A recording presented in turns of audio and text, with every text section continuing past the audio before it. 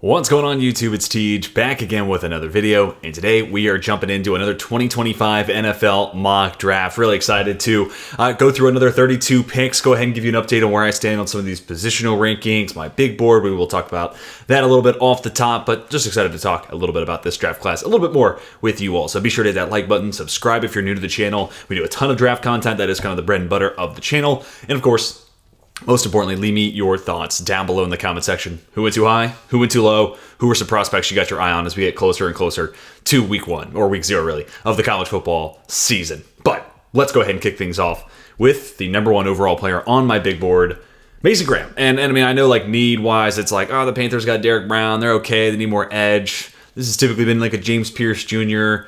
You could go Will Johnson. He's my number 2 player on the big board.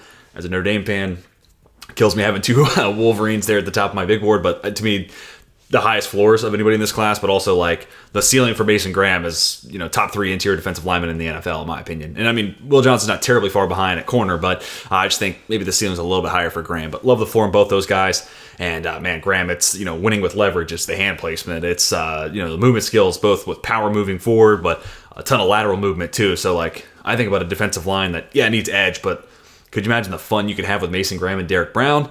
Also, we're like so far out when it comes to this NFL draft that like we don't truly know we obviously don't know who's picking one officially. We don't truly know the best players in this class just yet. We're just kind of assuming. We don't fully know the needs of each and every one of these teams and what trades and what moves might be made over the course of the year. So at this point, yeah, I'm going to go with the number 1 player on my big board here at number 1 overall. And not too far behind. A little bit of something different here. Kelvin Banks Jr. I'm pretty much locked in with the top of my big board. We're just kind of like fine tuning some of those things down the board. But Kelvin Banks Jr. is going to be someone who ranks pretty high. I think when he connects on run plays, it's dynamite. He had one of the highest, like I forget what the term PFF uses, but like perfect, you know, perfectly blocked run plays basically. And Kelvin Banks Jr. actually has a wicked high percentage in that, but he also just whiffs on a handful of run plays. So it's, you know, kind of that boom bust factor in the run game. Pass pro wise, man, like I love the movement skills. I like the anchor. I mean, he's still like relatively on the young side too, so I think he's going to keep getting better, keep getting stronger. And at that plus his feet, I think this guy is like a bookend, like pass protecting, you know, high end starter once he gets to, you know, his prime in the NFL. And then if he starts to become more consistent in the run game, like there's a legitimate argument that he should be OT1 in this class. Right now, it's pretty neck and neck with the guy I'm going to have come off the board here at number 3 overall, Will Campbell. Will Campbell's just rock solid across the board. Maybe just doesn't have like high end traits or high end athleticism like Banks Jr. does, but man, just like you're not going to have any complaints about his anchor with his play strength, his hand placement. He's really light on his feet despite being big for his size. And I've kind of talked about this with, you know, these 2 guys in previous mocks, but just in case it's the first time you're here, shades of kind of Olu Fashanu and Joe Alt. I had Alt as OT1 the entire last draft cycle. You know, with that being said, I'm also not like a GM of, you know, one specific team. I'm kind of looking at this from a broad, you know, spectrum and a broad horizon. And, you know, I kind of always had the caveat of, I especially like Joe Alt as OT1 if you're going gap scheme, which I think he'd been fine in zone, but preference is gap. And Olu Fashanu, preference is zone versus, you know, gap scheme there, especially with, you know, small hands and maybe power not being his biggest, you know, calling card. So some of the same stuff can be said here, like Campbell in a gap scheme, got no questions about that. I think he'd hold up in zone. Banks, maybe, especially while it's a little inconsistent. His mobility is his biggest plus right now. Let's get him more zone oriented than like man or gap scheme oriented. So just want to talk about that just in case anybody's new here. Get to the Tennessee Titans here at 4. I do think edge is a spot where they can certainly get better. I know they got Harold Landry, and I think he's a good player. I really thought about making this Abdul Carter. Like, Carter's going to be a little bit of a quote-unquote faller in this mock, but like legitimately might be edge 1 in this class, man. Like, there's a lot to like about James Pierce Jr. Like, let's just, you know, start about him, and we'll talk about Carter later when we get to him. But big fan of Abdul Carter and what could potentially be there. But like Pierce, a guy who's been on a rotational snap count, but like if he can translate that to 750, 800 snaps year round with that type of dominance, and really kind of just doing it off of quick twitch and athleticism and bend, this guy could naturally move himself just off of that and the athletic traits like into this top 5 conversation where I think a lot of people are kind of assuming he's going to be. There is still work to be done, like inside counters are definitely work in pass rush moves in general are kind of a work in progress right now. But that being said, with his size, his speed, and his bend, and the fact that he's already winning, albeit in a rotational role, in advantageous spots, like there's a lot to project there with Pierce and think, hey, he's already doing these well. add a couple of, a little bit more nuance to his game, bigger snap size, this could definitely be a top 10 pick. And I'm not doubting that. But we are talking about a rotational guy becoming a full-time starter and projecting him getting better versus like Abdul Carter, like kind of already seen it as a pass rusher, but now we just get to see it as a full-time, role as a, down and down out edge at Penn State. So like, I don't know, like in a lot of ways, the projection for Carter is a little bit easier to me than Pierce, but I don't know. It's a really fun edge class. I also like Nick Scorton a lot too. So really good edge class. Let's move on now. We are going to have a quarterback come off the board. I've had all three of these guys, Wegman, Beck, and Sanders, now be the first quarterback off the board. I am very much fence-sitting here. Right now, Beck's my QB1. I've already put out my position rankings, and if I had to, right now, make a guess at who would be the first quarterback off the board, I'll go with Beck. I think he's pretty far along in this process, comes with a high floor. But that being said, like Sanders, improved supporting cast. I really like the ball placement. I think he's got good football IQ, enough mobility. There's a lot to like here with Shadir Sanders. Like there's a little Geno Smith. There's also like a little bit of like, you could say like there's a little bit of Tua in his game, but like honestly, I like it just from like a cerebral standpoint, like the ball placement standpoint. But honestly, probably a little bit of a better arm, and also like I don't think NFL teams care this much about it, but like the left-handed versus right-handed thing, I think matters more for like your casual NFL fans. So that there's a plus there. But I don't know. This can be interesting to see the comps the rest of the way here for Shadir Sanders. But like I said, I've had Wegman, I've had Beck, I've had Sanders, all be QB1 in these videos. It's a wide open top of the quarterback race for this year's class, which makes it really fun to follow. All right, number 6 overall pick. This would almost be shades of like Marvin Harrison Jr. goes 4 overall to the Cardinals when he's better than the 4th best player in this class, but sometimes the board plays out that way. And here for Washington, this would be saving grace, right? Like Will Johnson's better than the 6th best player in this class. Like it's gonna be hard pressed to find some big boards where he's lower than 6. At worst, he's 6, But this is a secondary that needs massive overhaul. Looking at a guy with a ton of physicality, willingness to play against the run, man zone flexibility, press off. Just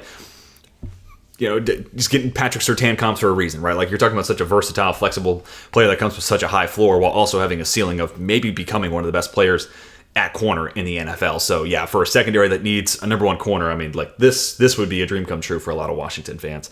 Other than like, hey, like we'll see how this offensive line fares, but might be some onus to try to keep beefing up that. All right, to the Arizona Cardinals, and could you imagine if they get wide receiver 1 back-to-back years? Marvin Harrison Jr. just to me like barely edged out Neighbors and Roma Dunze to me, all 3 of them any other year easily wide receiver 1, except for like the Judy Ruggs year, really Judy Lamb followed by Ruggs in my position rankings. But man, like Luther Burden, Missouri, actually I was just watching some clips, played him on the outside, got some big plays going on in practice, so we'll see what his snap alignment is. Like almost 80% of his snaps last year were in the slot. And to be honest, like if the Cardinals wanted to draft him and have Marv on the outside, Michael Wilson on the outside, Luther Burden on the inside, I like how all 3 of those players play off one another. Wilson does the dirty work, probably honestly just make him the sacrificial X, to steal a phrase from Matt Harmon at Yahoo Sports. Let him run, backside digs, let him run slants, be that big body possession guy. Use Marv all over, but specifically as a middle of the field, intermediate assassin, Luther Burden, yak, as well as deep play ability. That trio to me is like slam dunk. Let's go see what this looks like with Kyler Murray and Trey Benson and company there around the rest of that Cardinals offense. So I would love this. And, still top 10 pick here for Luther Burden. I think that's a good spot for him. Then we get to the 8th overall pick. This is going to be where we have Travis Hunter come off the board. And he is, like, when it comes to big board stuff, he's really tough to rank because, like, there was a pro scout who gave Max Chadwick a quote, and I think this kind of sums it up. Like, if you want a TLDR, Travis Hunter, he's got Pro Bowl level upside at wide receiver. He's got all pro upside at corner. So because of that, it's like, sheesh, can you actually turn this guy into a Shohei Ohtani? Like baseball, football, when it comes to snap and fatigue over the course of the game, very different. How you can do both in baseball versus like football. So that Stanford game, get up to 170 snaps in a game, like dude's going to eventually get gassed, right? So fascinating prospect. I think if he only played corner, he could easily be an all-pro type of guy. I think the ceiling is absolutely there. Like, could become the best cover corner in this class, and I say that acknowledging Will Johnson's existence. Like, I think he could. But he's also such a playmaker on the offensive side, and he's got good understanding as a route runner. He's got good burst out of his breaks. Got good hands, great ball skills that plays on both sides, so, like, you don't want to take that out of his repertoire because he's a weapon there. So, here with Minnesota, it'd be a really fun idea that, obviously with the passing of Kyrie Jackson, there's in Byron Murphy, the second last year of his contract, like, secondary right now is looking a little weak going into next year for Minnesota. And obviously, Mekhi Blackmon just tore his ACL too. So, like, he'd be instantly probably their best corner on the roster. But also then it's like a receiver trio of Addison, JJ, and Hunter. Like if you give him 15 offensive snaps a game, that's spicy too. So a lot of different ways he can be worked in here for the Minnesota Vikings. I'd be very fascinated if this is the fit. I also just like, I'm very curious about like what teams want him to do, like how much they want to use him on both sides of the ball. I do ultimately think his preference is going to be play receiver, because look at what Justin Jefferson's getting versus the top paid corner in the NFL. To me, it's just that simple. From his standpoint, I would play him at corner personally, but I think he's going to lobby for a case to play receiver.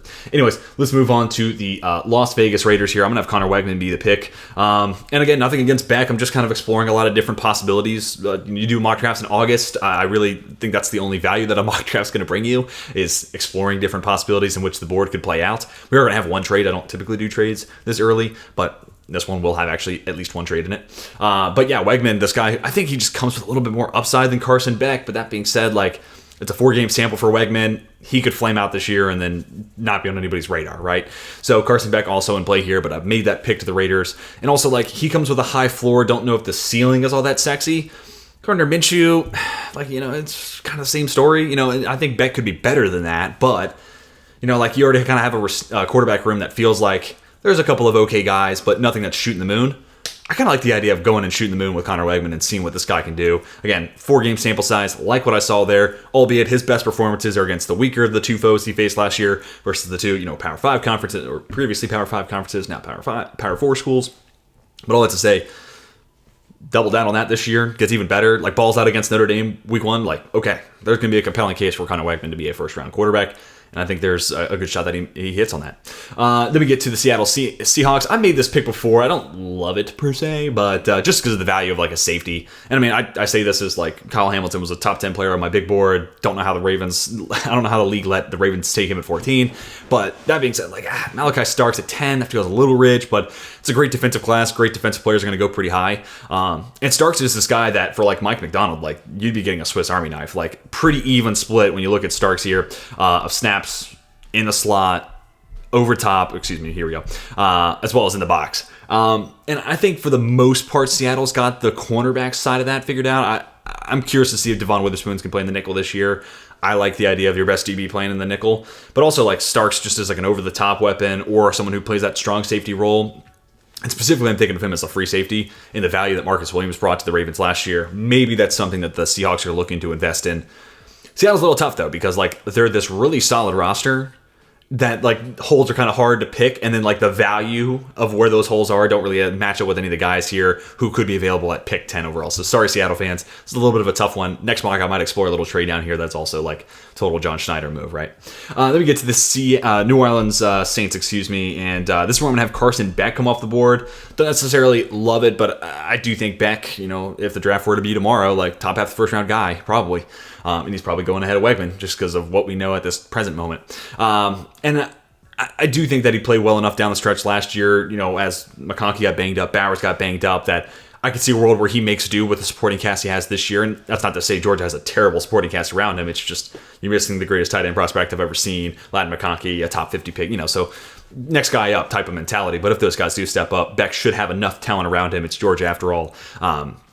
But the onus is going to be on Carson Beck to carry that offense. Like, this is now his offense, not Carson Beck peppering it to Bowers and McConkey and co. So, a big year for him. And the other thing that I don't love this for New Orleans, and again, mock drafts this far out are tough. The restructure of the contract for Carr, it feels like it's this year plus one more. Plus, then you also spent a 5th round pick on Spencer Rattler. I think there's some upside to be mined there. I'm a little surprised he lasted all the way till the 5th round.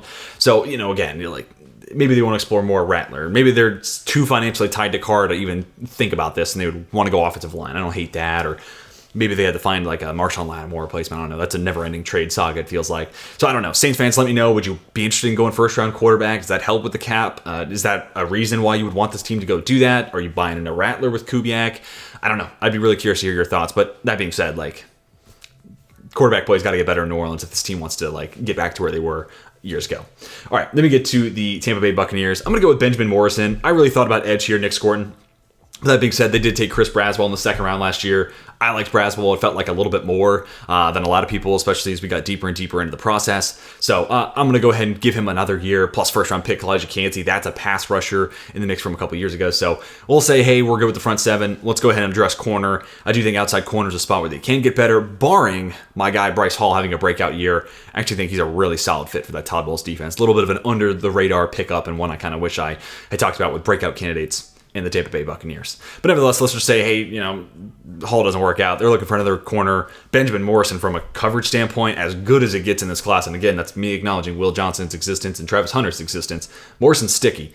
He's just going to have to become more willing in the run game. And, I also do wonder if he can add like a little bit more strength, a little bit more mass to his body profile. But otherwise, everything you'd want in a corner, and obviously playing on a premier defense. That's going to be one of the best in the country. Notre Dame should be in the college football playoff. It's going to be fun to see if, assuming my Irish get there, the one-on-one matchups he'll have. But he's going to be a guy that obviously I'm focusing on pretty closely. It's a great cornerback class, and he's got a chance to make this like him, Hunter, and Johnson are all like tier 1 corners, which would be huge for the NFL because there's a lot of teams that could definitely use that type of talent infusion at the CB spot. All right, this is where I'm going to have a trade. I don't want to give it away too much, but ultimately the guy I'm going to have the Colts take here, I just personally couldn't justify him going ahead of the guy I wanted to have come off the board here. So I'm going to have the Jets trade up, and I know like Jets fans are going to be like, what the hell are you doing? And I know Colts fans, vice versa, are going to be like, that's nowhere near enough. I hear you. I see you. It'd probably be more. And honestly, we're projecting trades in August. Like, this is, we don't need to be doing all that. The Jets apparently were making calls to move up. You saw it on the Hard Knocks training camp thing. Also, multiple attempts to trade up, try to get Malachi Corley earlier. But here, Tetairoa McMillan versus the guy I'm going to have the Colts take. McMillan, to me, is much more in line with someone I think should go 13th overall than the guy I'm going to give the Colts. So want to make that happen. Also, like McMillan as like an Allen Lazard placement, like that would be sick. And if you could convince Aaron Rodgers to like run it back for one more year, assuming he plays well this season, Wilson, McMillan, Corley, okay, now we're talking. But McMillan kind of like wide receiver 1B for me to Luther Burden's 1A. Just a different style of guy. One's going to play the X, one primarily probably a slot only. We'll see how much Burden changes that verdict. But one's a yak demon with a ton of big playability. The other's this big, physical, hard to bring down after the catch guy who's just going to be a demon on those backside digs and going up and winning it in the air. He's got a great contested catch rate. So yeah, Tetairoa McMillan, I like him a ton. And I like Luther Burden a ton. So it's a great 1-2 punch there at the top of this receiver class for sure. Pittsburgh Steelers are next. I'm going to go to Takario Davis. And, kind of funny, I go with one tall athletic freak from Arizona to then draft his teammate on the other side of the ball. I've heard plenty of people say this, so I'm not original in saying this, but Arizona leak the practice footage. I don't know what you have to do, but I need the one-on-one reps between Davis and McMillan because a lot of what I said about McMillan, the same is true here about Takario Davis, 6'4", 195, and rumor is it's going to be a Tyreek Woolen type of 40 time, so sub 4.4 is a possibility here. That to low 4.4s, and at that size, that is crazy. If he could get a little bit better in zone coverage, and that's where we'll see if he runs the 3-cone. He might pull a Joey Porter Jr. here, which obviously didn't bother the Steelers in the first place. That's the reason this fit kind of makes sense to me. But I can see where steering and kind of pivoting and zone fluidity in general might be a bit of an issue. When it comes to man press, this guy, body type, athleticism, and like the physicality and play strength to match it. And I just think about dude, you probably, whether it's Tampa 2 and these guys are, sitting the flat but pressing, or you're running 2-man under, like Davis plus Joey Porter Jr. pressing a receiver at the line of scrimmage sounds like no fun for an opposing offense. Los Angeles Rams are next, and last year of Rob Havenstein's contract, so I'm kind of getting ahead of that. Emory Jones, and him as well as one other offensive tackle we're going to talk about might end up being guys who moved inside to guard, but right now I'm going to assess them both as tackles because I think they've done enough to show why they should be in that category. I know Jordan Reed at ESPN is a huge fan of Emory Jones as a tackle, but there's also plenty of people out there who are seeing him as a guard, so he feels like a guy who's going to split a lot of people. Once we get measurements, we'll have a better idea, but love the athleticism, ton of power, great moving forward, but also awesome anchor and pass protection. Really, it's just kind of like little things he just needs to get more consistent with and getting cleaned up. And I think LSU has a pretty good track record of developing guys like that, but also like working day in and day out with Will Campbell, who is like very technically refined. I think naturally those two will kind of work off one another and get coached up. So yeah, I think Emory Jones can take a step forward here. It is a little bit of a projection, but I think 2 years ago to last year, we saw him get better. I think this year he gets that much better as well. And then everything else is there from like size, play strength, and then foot movement. Yeah, I think it's all there for Emory Jones. Just clean up those little things, and yeah, he's a first rounder in my eyes. And here for the Rams, like this is your Havenstein replacement through and through. Then we get to the Jacksonville Jaguars. This is where I'm going to have Nick Scorton's fall end. Big guy, 280 pounds. Could be a guy you move all across that defensive line. I know they added Eric Armstead. You just extended Josh Hines-Allen. And then you still have Trayvon Walker. But, to me, the more the merrier. And, you get to the spot where your four-man rush is Scorton, Hines-Allen, Armstead, and then we'll see what happens with Walker. Now we're talking. You put a team in a 3rd and 13 spot, and that's your foursome rushing at him. That's going to end a drive right there.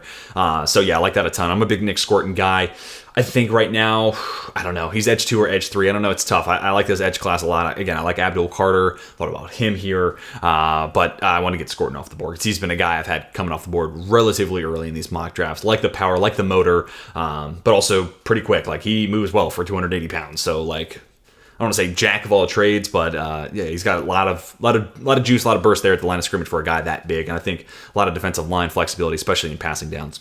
Cleveland Browns here at 17. I'm going to go Quinshon Judkins. I've done Ashton Jonty. I've done Quinshon Judkins. We'll see what happens with Nick Chubb, but I do think this is a team that offensive line is going to stay a strength in Cleveland. Feels like that might just be something we're saying until the day I'm 6 feet under, and if Chubb doesn't find that ability to get back to who he was. I don't love the idea of going running back first round. The Browns are a very analytical organization. I don't think they do this. However, that offensive line, if they figure out this pass game this year with Watson and those receivers, the idea of Quinshon Judkins staying in state, going from Ohio State to Cleveland behind that O-line, hopefully with an offense figured out, Kevin Stefanski calling plays, signing up for that. That becomes an immediate, this is probably your front runner for Offensive Rookie of the Year, especially in this class. So, I would love to see that. So, him or Jonty, I like them both. They're my top 2 running backs in this class. I think Jonty's got kind of edged out just a little bit in my eyes over Judkins. But I'm going to keep watching that, and it's going to be really fun to watch these two guys play this upcoming season. Obviously, huge difference in level of competition, but I like these both a ton. And I'd be fine with the Browns taking either one. First round, that's a little tough to justify sometimes, though. But anyways, moving on. Let's talk about the Chicago Bears, and this is another guy that probably should have gone off the board way earlier than this because there are just not guys at 337 that move the way Deon Walker does. Both, just straight line, burst at the line of scrimmage and turn that speed to power, but also lateral movements. This guy can be, and I think will be, a threat on stunts and twists, while also having a ton of mass to plug the middle, stop the run. But he also brings it as a pass rusher. He's got the juice there. So, 18 feels like a value here. And if Gervon Dexter doesn't take that year 2 step forward and get even better this year, this is that 3-tech that kind of Matt Eberflus's defense revolves around. That could be really, really fun to watch. But honestly, probably should have had Walker going off earlier. I'm also still not cutting it. I like Gervon Dexter. I thought he was a decent fit. I think he closed out last year pretty well. So wouldn't be shocked if he ends up being the answer there for the Bears. But Deon Walker would be a really fun idea in the middle of that D-line as well. All right, to the Los Angeles Chargers. I'm going to have Abdul Carter come off the board here.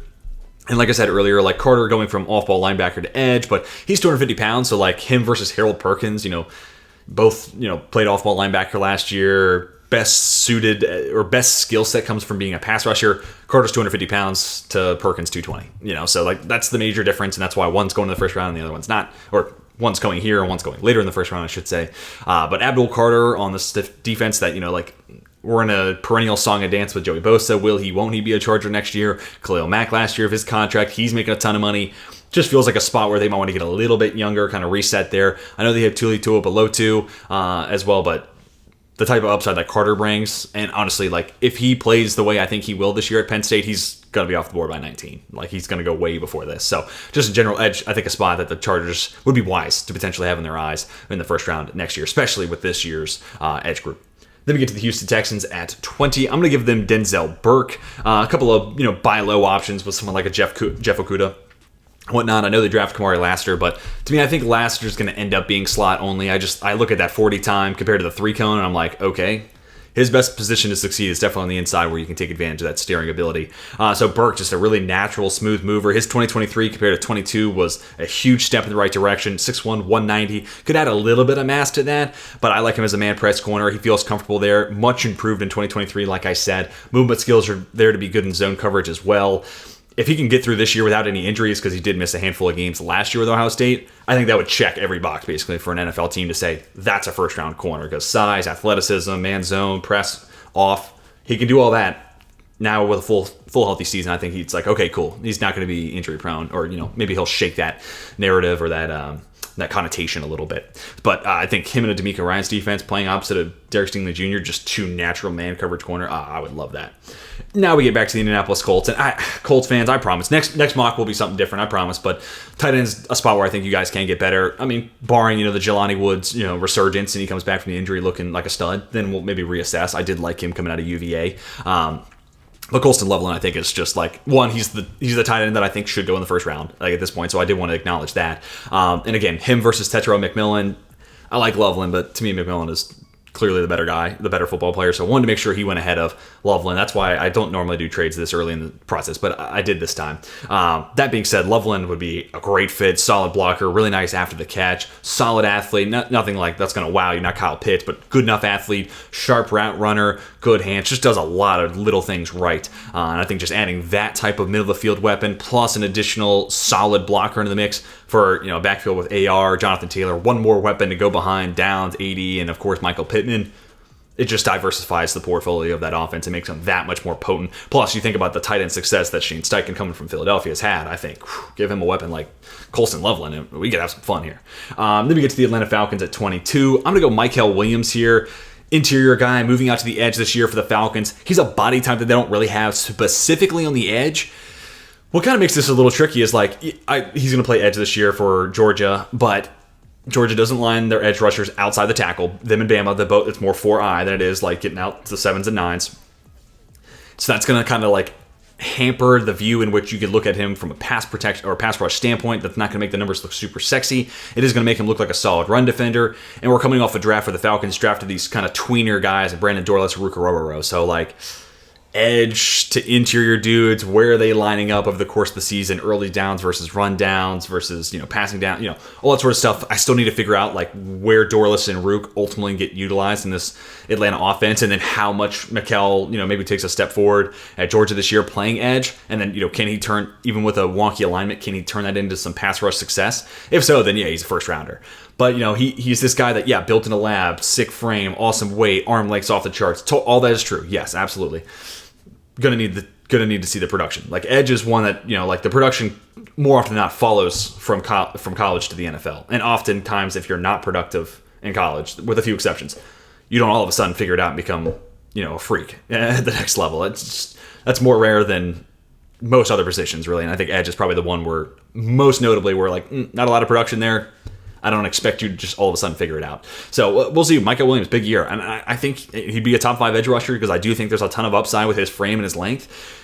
Just need to see him figure it out this year. And then also, like I said, need to figure out the other tweeners that Atlanta just drafted, where they're ultimately going to line those guys up. But kind of a fun idea, and keeping them in state's fun.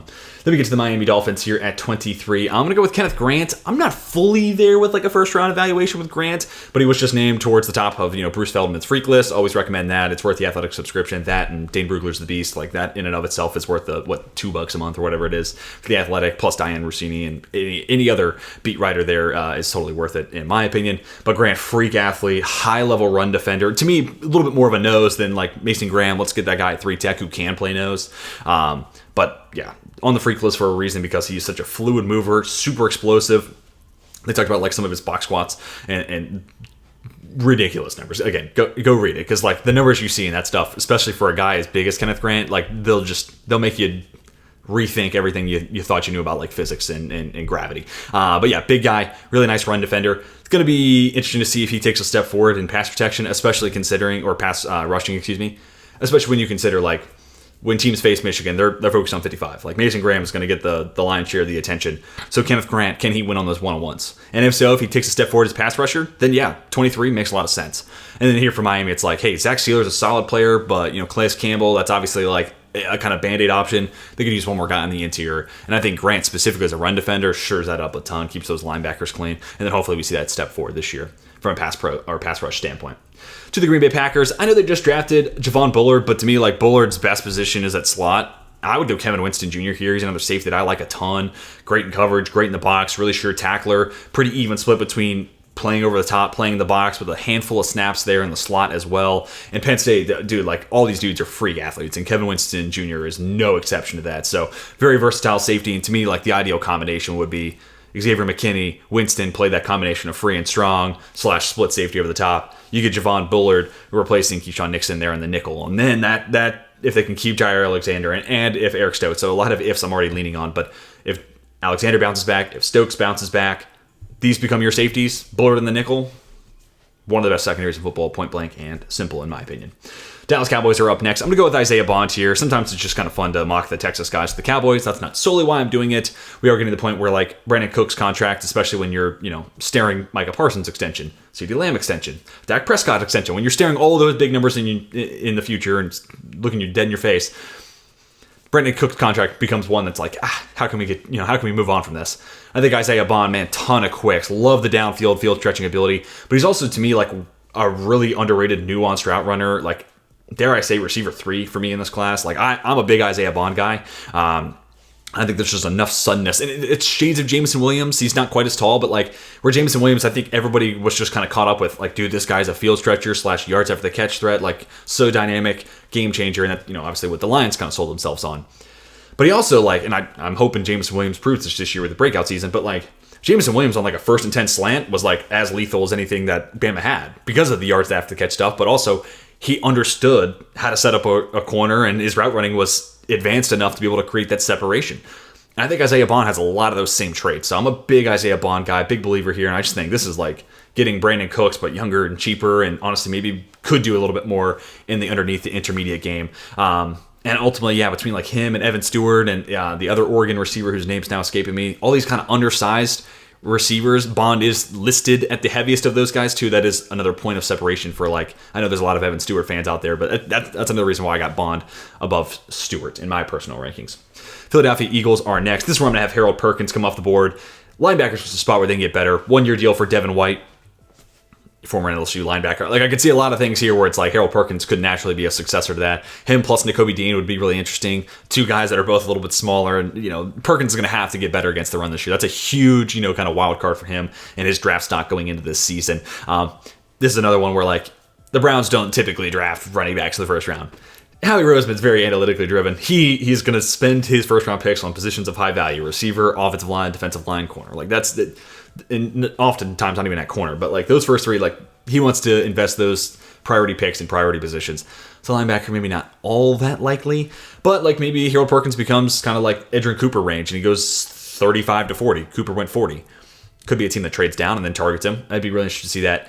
Off-ball linebacker, I think a spot where Philadelphia can get better. It's also a big point of emphasis in Vic Fangio's defense historically. So a lot of talent, a lot of upside there with Perkins. Would love to see what they could use him as a blitzer, especially with what we maybe get to see them do with Devin White this year, who's also a solid blitzer. Could kind of pave the way for what his role might end up looking like and make this an even easier projection for me to make. Detroit Lions are next up at 27. I'm going to keep pounding the table of Princely Uman Mielen. I think a freak athlete with a good amount of bend, also has power in his game, solid run defense grades over his history at Florida too. Now he moves over to Ole Miss, and he gets the opportunity to kind of take it from one SEC school to the next, double down on what he's done previously, but also do it now for a team that, like, Florida hasn't been great during his tenure there.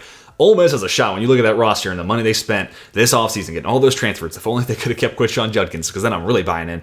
But nevertheless, like, you look at the talent they've accumulated, plus what they already had, plus Lane Kiffin, all that stuff. If they don't make the college football playoff at a 12-team format, Lane Kiffin, his seat is going to start getting very hot. Mixing words there. So, I'm buying into Uman Mielen. I think the lights are going to be bright on him. He's going to get natural more pop. I think he's going to start standing out more to your casual NFL draft fans or people who get to it a little bit later on. Because, again, frame, athleticism, power, a good blend of being a good run defender, while I think there's a lot of upside there as a pass rusher. So I'm a big Uman Mielen fan. I think him is like your Marcus Davenport, hand the baton off. Like, sign me up for that in Detroit. Cincinnati Bengals are up next. And there's a handful of names that I think all kind of make sense here. A couple of names that aren't going to get drafted: Omarion Hampton, Ollie Gordon. I'm still struggling with where I want to have these running backs go.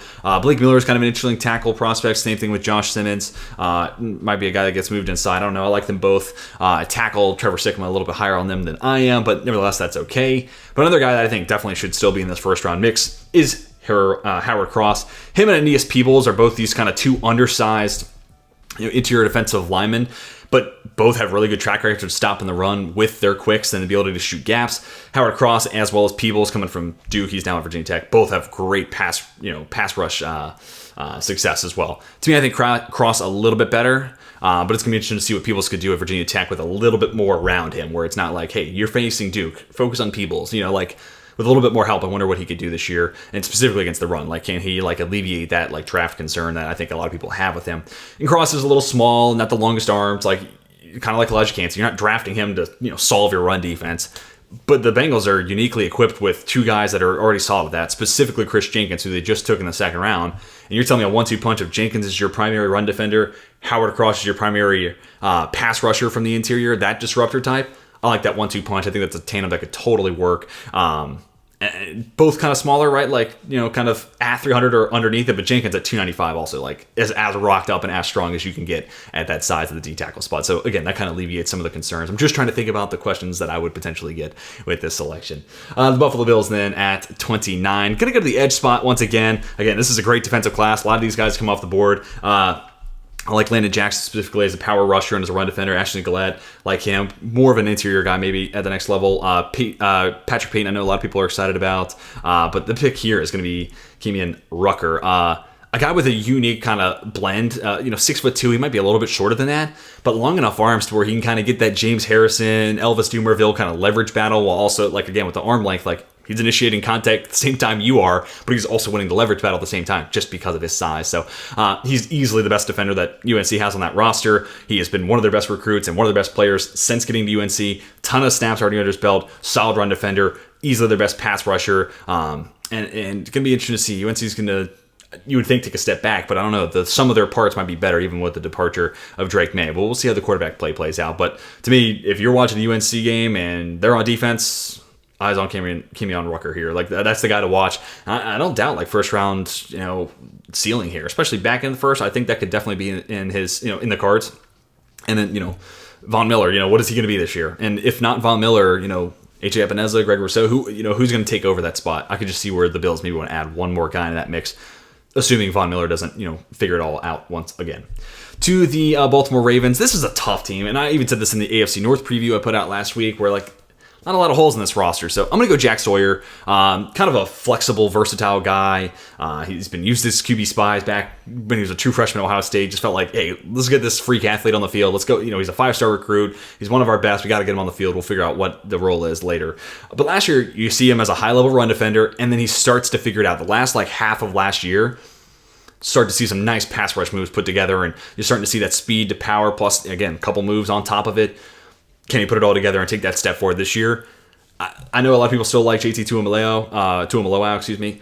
I think Sawyer's going to end up being the better prospect of those two, and I think he takes a step forward this year and ultimately becomes, the difference maker on the defensive line for this Ohio State team. Just my prediction. Let me know yours down below. But I like Sawyer there for the Ravens. Could add a little bit of depth. I'm curious, are we going to see David Ojabo a lot this year? So some of the additional edge rushers on that Baltimore roster, I still have some question marks about. So naturally, maybe you want to attack this position here at 30. 31 here, a couple of picks actually to round us out that have been in prior mocks, but we're going to go Jonas Savaiinaea from Arizona. I know Sycamore sees him more as an interior guy, as a guard, but his co-host on the NFL Stock Exchange, Trevor Rogers, sees him as a tackle. I'm in that tackle bunch, but I could see where, maybe arm length, we revisit this conversation. Also, anchor, his lower half anchor in specific, might end up being something you want to move him inside, but at the same time, too, those D tackles get even bigger.